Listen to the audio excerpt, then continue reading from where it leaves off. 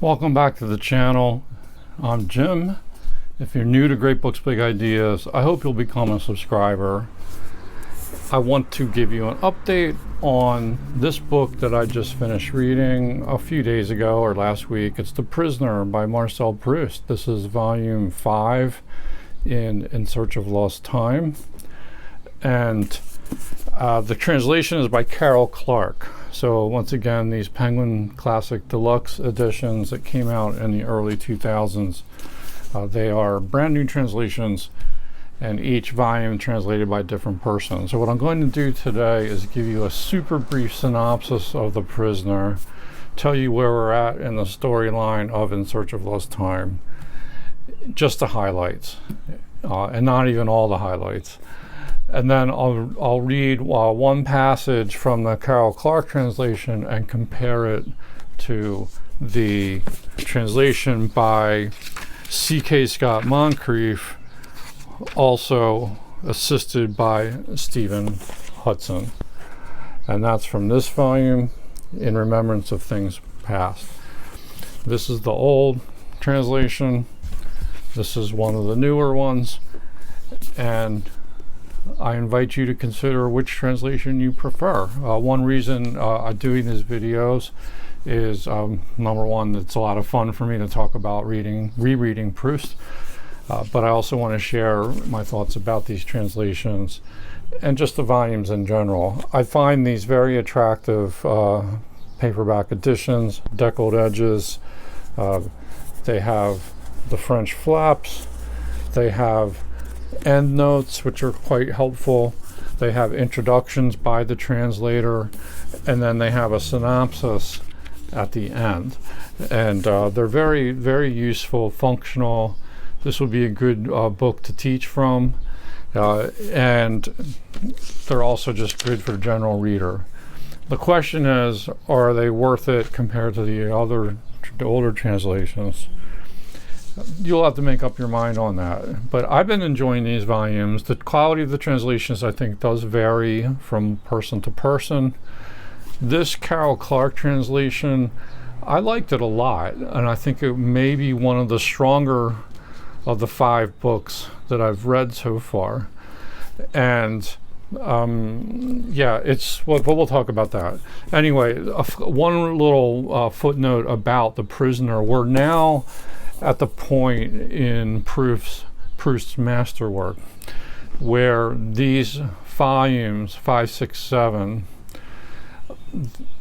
Proust had passed away before seeing these through to publication. So you're now looking at draft work, partially, it feels like a complete book, but there are errors, there are gaps, there are inconsistencies that pose some editorial challenges, and Carol Clark talks about this in her fine introduction.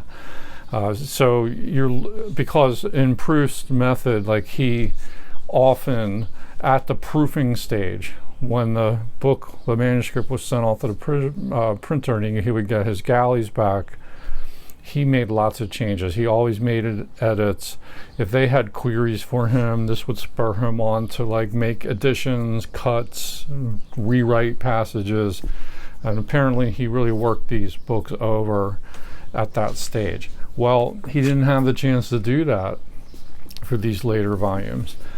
So keep that in mind. This might also explain the fact that this volume is a lot shorter than any of the volumes that have preceded it. Also, I should mention The Prisoner is often bundled with the next volume, volume 6 in this series, The Fugitive. The Captive is the C.K. Scott Moncrieff name for The Prisoner, and the translation for the next book is The Sweet Cheat Gone. All right, let me tell you what the book's about, first of all. We are on the heels of Sodom and Gomorrah, the volume that I finished a couple weeks ago. And this one read fast. It's shorter. The translation is really clean and smooth for the most part. So what you're getting into now, the main plot line of The Prisoner, is the story of Albertine. the narrator's girlfriend. What would you say about the relationship status if this narrator was on Facebook? I think you would put it's complicated. Really, really complicated and really, really messed up. So the Life with Albertine section that we open the book with, here now the narrator, who is death afraid that Albertine is going to revert to her lesbian ways, her Gomorran ways, I don't know why he's so concerned about her sexuality. He seems very homophobic. Anyway, he sort of rescues her, brings her, she agrees to come with him, comes and leave Baalbek. This was at the end of Sodom and Gomorrah. I remember now he intends on marrying her. But he goes back and forth and back and forth and back and forth on that. Anyway, he brings her to Paris, and this is the big plot twist. He keeps her in his apartment, the family apartment, right? And she's like kept woman. She's basically secretly squirreled away in his, down the hall. She has her own room. He has his room. They have these elaborate rules of engagement and so forth. But they are quite intimate with one another. A lot of making out and spending time together and whatnot. But she's a kept woman. The cover story, for anyone who does know what's going on, is sort of like, well, she's this cousin or a distant cousin and she's just staying there and everything. But he doesn't really want anyone to know that Albertine's there. So she's a virtual prisoner. It's mostly a secret. The only other person in the household is Francoise, the domestic servant who takes care of the house and cooks the meals and so forth. She's not into Albertine at all. She's suspicious, and there's some the question is, like, why did Albertine go along with this in the first place? Well, I think Francoise, maybe others, might think, well, perhaps she's a gold digger, and maybe like her mother, Madame Bontemps, is kind of in on this. Like, there's just a lot of suspicion around it. Maybe she just really loves our narrator. And really wants to get married to him. But this is very like hot and cold relationship. Like I said, it's complicated. Anyway, Francoise is keeping house. Mama is away in Cambrai, so she's not in the house. There's hardly any mention of the father at all. Like, I don't know, like, where he is, if he's dead or just kind of away on business, but he's barely mentioned. But Mama writes letters to him, and at the beginning of the book she expresses in a letter that she's really not approving this plan of his to marry Albertine. She's disapproving of it. And the major theme in this whole sort of plot line with Albertine in this book is the theme of jealousy and possession. This is a possessive kind of love that this narrator feels for her, and he's extremely, extremely jealous. And what we see is a pattern that keeps repeating itself throughout this novel. In the early volumes, we had Swann, who was intensely jealous of Odette. We have the Baron de Charlus, who is jealous of his boyfriend Morel, which is developed in this book too. That's a lot of time is spent on that in Sodom and Gomorrah. And now the narrator is just intensely jealous and deeply suspicious. He feels like he can't trust Albertine. He feels like she's this secret lesbian, and she has to be like spied upon constantly. So it's very murky business, to say the least. And jealousy and possessiveness have really supplanted love. here. This is the Proustian kind of love that's depicted in this book is, I would say, not an ideal kind of love. But it is what it is, and a lot of people really are this way. So it probably resonates with many a reader who maybe has been through some bad love affairs and some complicated love affairs. Anyway, we also have some subplot action, even though bookending this volume are the scenes with Albertine. One of the big subplots is this relationship between Charlus and Morel, the violinist. And in the middle of the book, this largely plays out by means of one of these set pieces that Proust seems fond of writing. It's another grand soiree, this time at the Verdurin residence, and Morel plays the violin at this party, and Charlus is sort of kind of barging in on this social scene. It's not a social set that he's typically like involved with, but he's holding forth, and he's kind of brought his own crowd with him.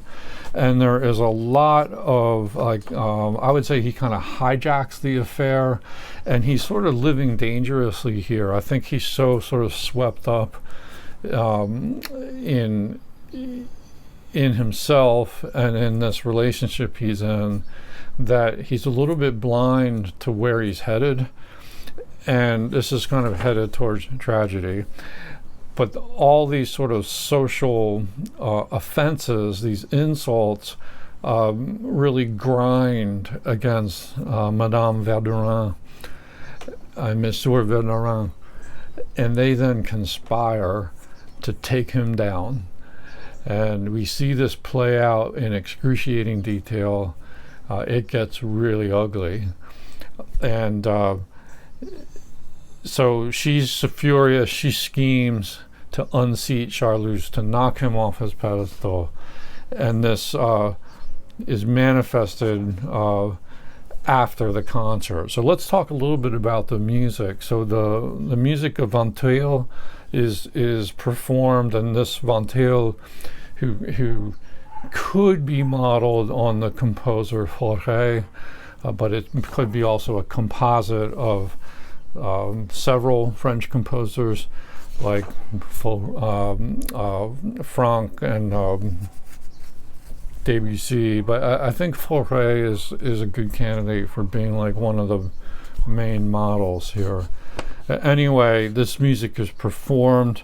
We have echoes of the Van Tuyl theme that was so prominent in Swann's Way, but now it's kind of taken on a new color.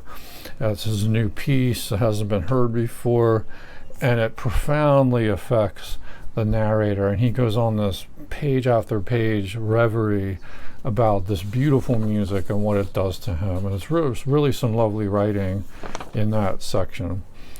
And then we have the kind of climax of this subplot for the purposes of this book, where the Verdurin's conspiracy manifests. They turn Morel against Charlus, and he publicly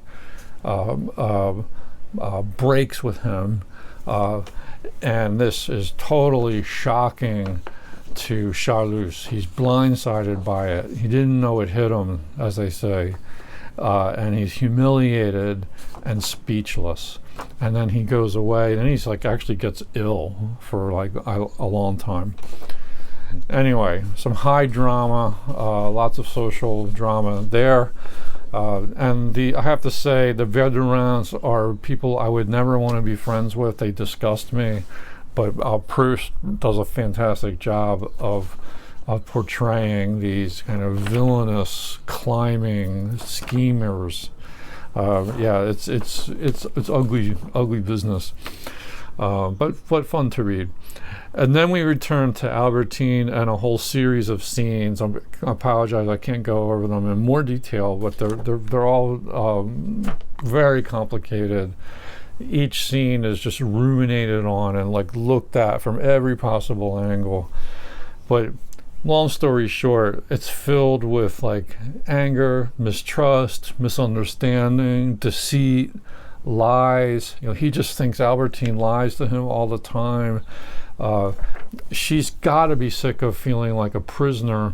And I can't help but think whether, when we see the title, The Prisoner here, maybe it's the narrator that's the prisoner for real here. He's the one who's kind of imprisoned by these feelings of jealousy and possessiveness. It just closes him in. He's in a trap. And then at the end of the book, and he does a great job of ending each of these volumes, I think. There's a real kicker at the end. So a little bit of mild spoiler alert here. But he kind of wavers back and forth. He's like, I'm in love with Albertine. I'm not in love with her. I want her to leave. I don't want her to leave. I want to leave her. I don't want to leave her. Back and forth it goes. Yin and yang. Okay. Ultimately, he says, okay, I just need to get out of here. I'm going to go to Venice. I don't want to bring her along, because he really wants to go to Venice. And the same day, like as he wakes up intending to do that, he gets the news from Francoise that Albertine has left. She has jumped ship. She has sprung herself free. She is gone, probably for good. She packed up her trunk and left. Okay, a little cliffhanger there, which leads you then into The Fugitive, which I'm currently reading and having a ball reading that one. That is a really quick synopsis of The Prisoner. Now let's turn to a passage. And I thought I would read a passage. There's so many great passages in this book, but to give you some flavor for the Carol Clark translation and how it compares to the Moncrieff Hudson, let's pick a passage from earlier in the novel. This is on page 59. And we have some description here of Albertine, who is such an enigma to me as a reader. Incredibly complex, incredibly murky, and because our narrator essentially is unreliable, for all his meticulous observations and analysis, I really feel like when you get into this point, this guy is a bit unstable and unreliable. So we can't tell how much he's making up in here versus what's really going on with Albertine. All the same, I think this is a beautiful couple pages. I want to read it for you.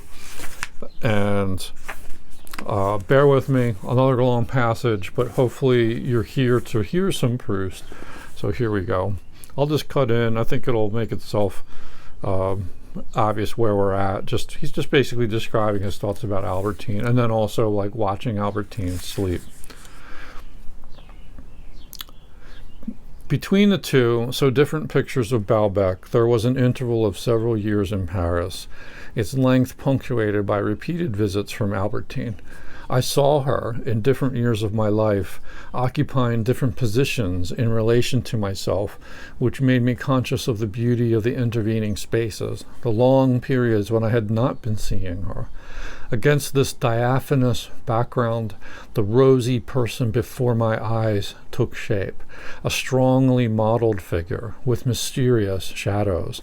Its three-dimensional character was due to the superposition not only of the successive images that Albertine had been for me, but also of admirable traits of intelligence and feeling, and grave faults of character, all unsuspected by me, which Albertine, in a kind of germination, a multiplication of herself, a somber-hued flowering of flesh, had added to a nature once almost characterless, but now difficult to know in depth.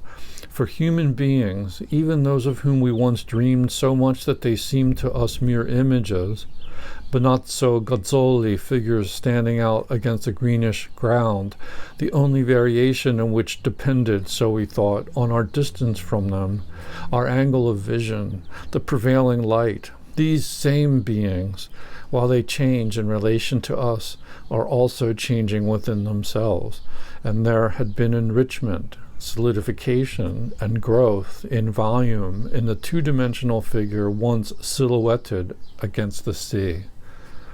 Nor was it only the sea at twilight that lived for me in Albertine, but sometimes the calm of the sea on the shore on moonlit nights. Sometimes when I left my room to fetch a book from my father's study, my friend would ask if she could lie there until I got back. She would be so tired from her long excursion all morning and all afternoon in the open air that even if I had only been gone for a moment, I would come back to find Albertine sound asleep. I did not wake her. Lying at full length on my bed in a pose so natural that it could never have been adopted deliberately, she seemed to me like a long flowering stem that had been laid there, and that was what she was. Normally I could dream only when she was not there, but at these times the power of dreaming returned as I lay next to her, as if in her sleep she had turned into a plant.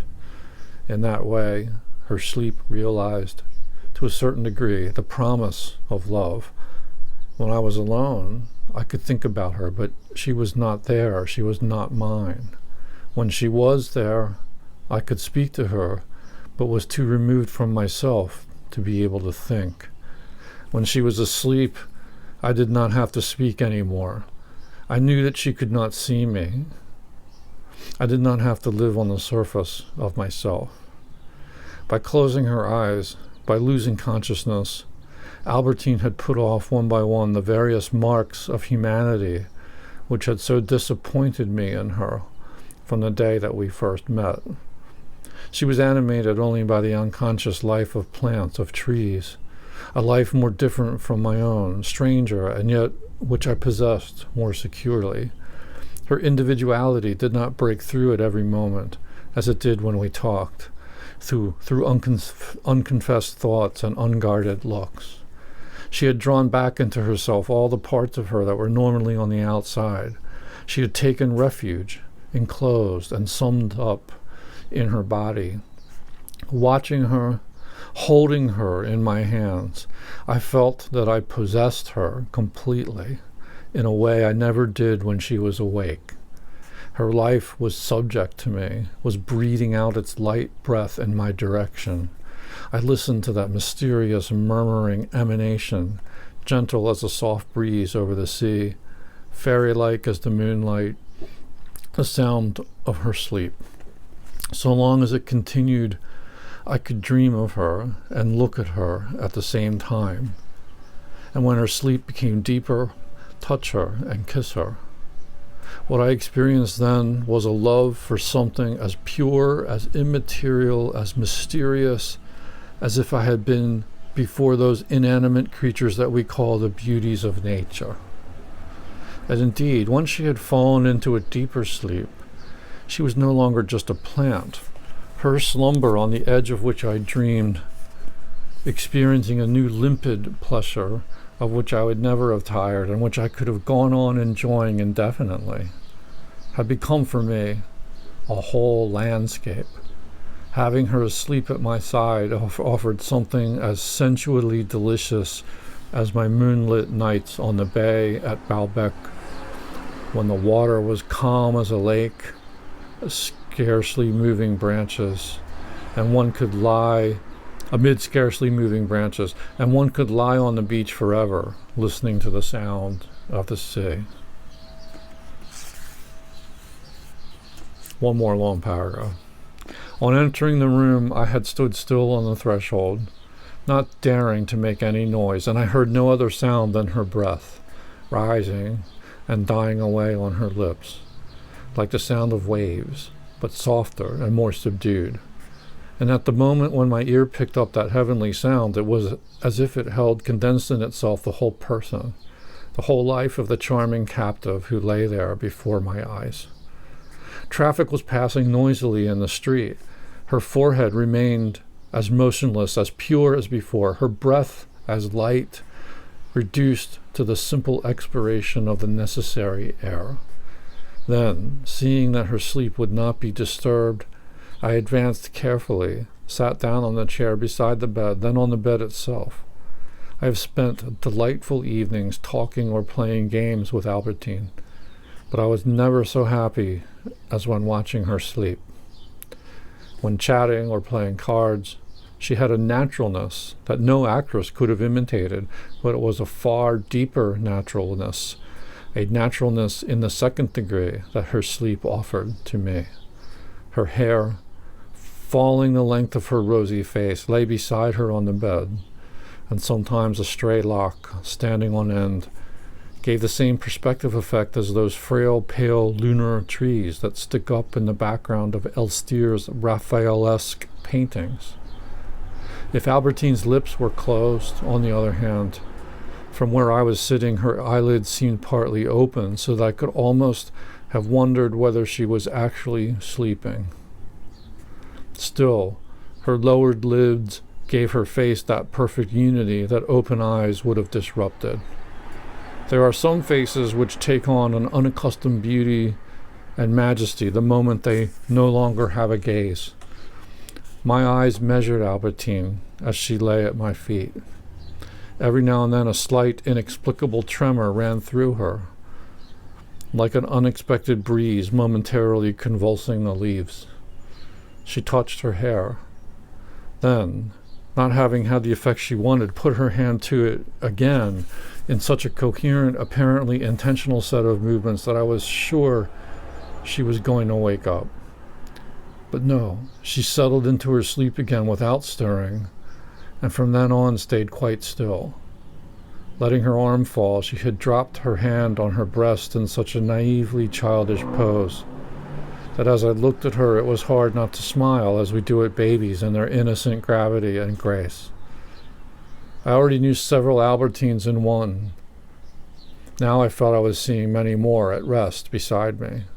Her eyebrows, arched as I had never known them, surrounded the globes of her lids like a halcyon's downy nest. Whole races, atavisms, vices slept in her face. Every time she moved her head, she created a new woman, often undreamed of by me. I felt that I possessed not one, but innumerable young girls. Her breathing growing deeper raised and lowered her breast, and on it her folded hands and her pearls, which moved differently under the same impulse, like boats and their mooring chains oscillating in the ebb and flow of the waves. Then, realizing she was in a deep sleep and that I would not go aground on reefs of consciousness now covered by the waters of oblivion, I carefully, noiselessly moved up onto the bed. I lay down alongside her, put one of my arms around her waist, touched my lips to her cheek and her heart, and then rested my free hand on every part of her body in turn. My hand, too, was raised and lowered, like the pearls, by Albertine's breathing. My whole body was gently rocked by its regular movement. I had set sail on Albertine's sleep. Some beautiful writing there. What a lovely, description of feminine beauty and watching a woman sleep. Like it's and it also is kind of laced in with this multi-perspectival notion that reminds me a little bit of Cubism. The many facets of Albertine's character that he can't quite grok. And also you see the jealousy, the possessiveness coming across there, which kind of like rises to the level of creepiness at times. It's very rich writing, and I think she did a nice job translating it. Now, let's see what the Moncrieff Hudson translation, how that compares. Okay. This is from Remembrance of Things Past, The Captive. Here we go. Between the two Balbec scenes, so different one from the other, there was the interval of several years in Paris, the long expanse of which was dotted with all the visits that Albertine had paid me. I saw her in successive years of my life. occupying with regard to myself different positions, which made me feel the beauty of the interposed gaps, that long extent of time in which I never set eyes on her, and against the diaphanous background of which the rosy person that I saw before me was modeled with mysterious shadows and in bold relief. This was due also to the superimposition not merely of the successive images which Albertine had been for me, but also of the great qualities of brain and heart, the defects of character, all alike unsuspected by me, which Albertine, in a germination, a multiplication of herself, a carnal efflorescence in somber colors, had added to a nature that formerly could scarcely have been said to exist, but was now deep beyond plumbing. For other people, even those of whom we have so often dreamed that they have become nothing more than a picture, a figure by Benozzo Gozzoli, standing out upon a background of verdure, as to whom we were prepared to believe that the only variations depended on the point of view from which we looked at them, their distance from us, the effect of light and shade. These people, while they change in relation to ourselves, change also in themselves, and there had been an enrichment, a solidification, and an increase of volume in the figure once so simply outlined against the sea. Moreover, it was not only the sea at the close of day that came to life for me and Albertine, but sometimes the drowsy murmur of the sea upon the shore on moonlit nights. Sometimes, indeed, when I rose to fetch a book from my father's study and had given my mistress permission to lie down while I was out of the room, she was so tired after her long outing in the morning and afternoon in the open air that even if I had been away for a moment only, when I returned I found Albertine asleep and did not rouse her. Stretched out at full length upon my bed, in an attitude so natural that no art could have designed it, she reminded me of a long blossoming stem that had been laid there, and so indeed she was. The faculty of dreaming which I possessed only in her absence I recovered at such moments in her presence, as though by falling asleep she had become a plant. In this way her sleep did to a certain extent make love possible. When she was present, I spoke to her, but I was too far absent from myself to be able to think. When she was asleep, I no longer needed to talk to her. I knew that she was no longer looking at me. I had no longer any need to live upon my own outer surface. By shutting her eyes, by losing consciousness, Albertine had stripped off one after another the different human characters with which she had deceived me ever since the day when I had first made her acquaintance. She was animated now only by the unconscious life of vegetation, of trees, a life more different from my own, more alien, and yet one that belonged more to me. Her personality did not escape at every moment, as when we were talking, by the channels of her unacknowledged thoughts and of her gaze. She had called back into herself everything of her that lay outside, had taken refuge, enclosed, reabsorbed in her body. In keeping her before my eyes, in my hands, I had that impression of possessing her altogether, which I had never had when she was awake. Her life was submitted to me, exhaled towards me, its gentle breath. I listened to this murmuring, mysterious emanation, soft as a breeze from the sea, fairy-like as that moonlight which was her sleep. So long as it lasted, I was free to think about her and at the same time to look at her, and when her sleep grew deeper, to touch, to kiss her. What I felt then was love in the presence of something as pure, as immaterial in its feelings, as mysterious as if I had been in the presence of those inanimate creatures which are the beauties of nature. And indeed, as soon as her sleep became all heavy, she ceased to be merely the plant that she had been. Her sleep, on the margin of which I remained musing, with a fresh delight of which I never tired, but could have gone on enjoying it indefinitely, was to me an undiscovered country. Her sleep brought within my reach something as calm, as sensually delicious as those nights of full moon on the bay of Baalbek, turned quiet as a lake over which the branches barely stir, where stretched out upon the sand one could listen for hours on end to the waves breaking and receding.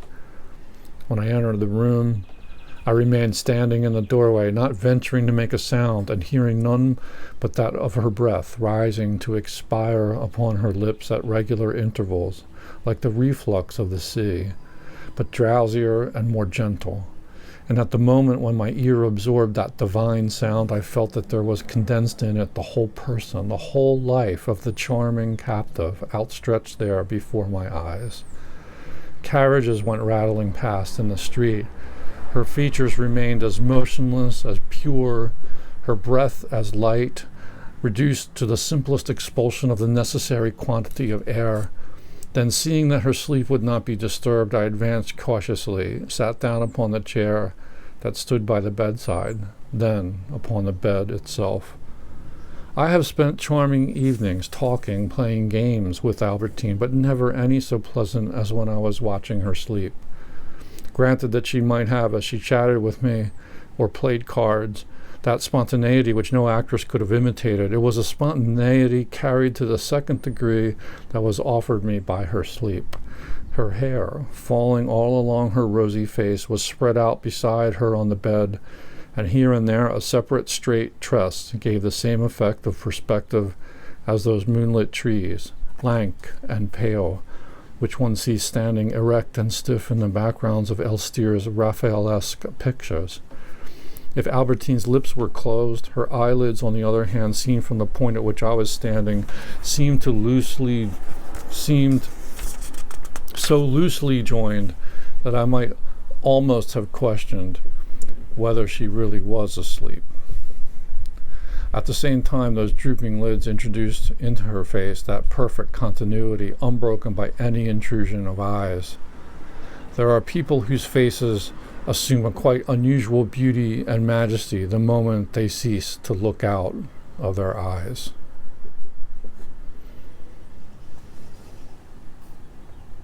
And I'll stop there. I want to keep going. Yeah. Which do you like better? Or do you even have to choose? The Carol Clark, the Moncrieff Hudson?